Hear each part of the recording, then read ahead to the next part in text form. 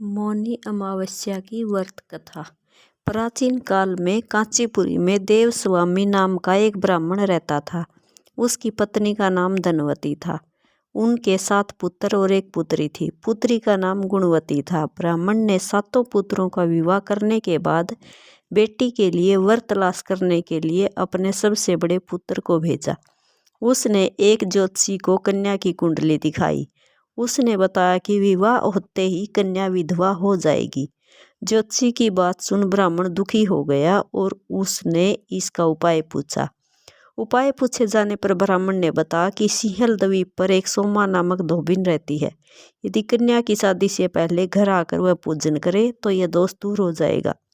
ब्राह्मण ने गुणवती को अपने सबसे छोटे पुत्र के साथ सिंहल द्वीप भेजा। दोनों सागर किनारे पहुंचकर उसे पार करने की कोशिश करने लगे। जब समुद्र को पार करने का कोई रास्ता नहीं मिला तो भूखे प्यासे एक वट वृक्ष के नीचे आराम करने लगे। पेड़ पर घोंसले में एक गिद्ध का परिवार रहता था।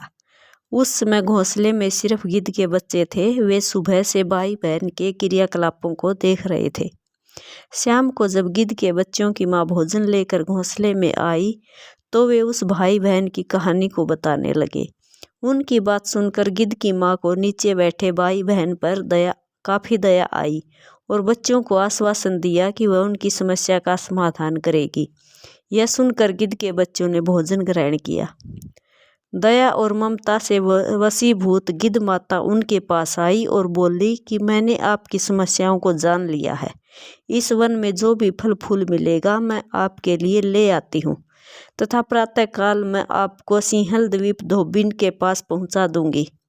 अगले दिन सुबह होते ही गिद्ध माता ने दोनों भाई बहनों को समुद्र पार कराकर सिंहल द्वीप सोमा के पास पहुंचा दिया।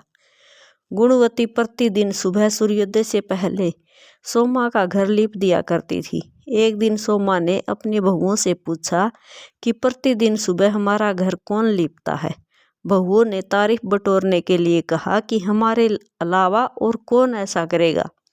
लेकिन सोमा को उनकी बातों पर यकीन नहीं हुआ और वह यह जानने के लिए पूरी रात जागती रही।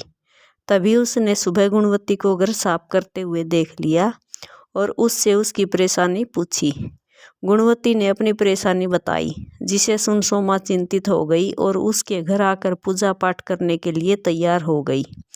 सोमा ने ब्राह्मण के घर आकर पूजा किया, लेकिन इसके बावजूद गुणवती का विवाह होते ही उसकी पति की मृत्यु हो गई। तब सोमा ने अपने सभी पुण्य गुणवती को दान कर दिए, जिससे उसका पति जीवित हो गया। लेकिन पुण्यों की कमी से सोमा के पति और बेटे की मृत्यु हो गई।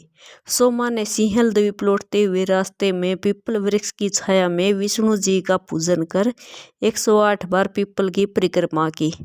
इसके पुण्य प्रताप से परिवार के सभी सदस्य जीवित हो उठे।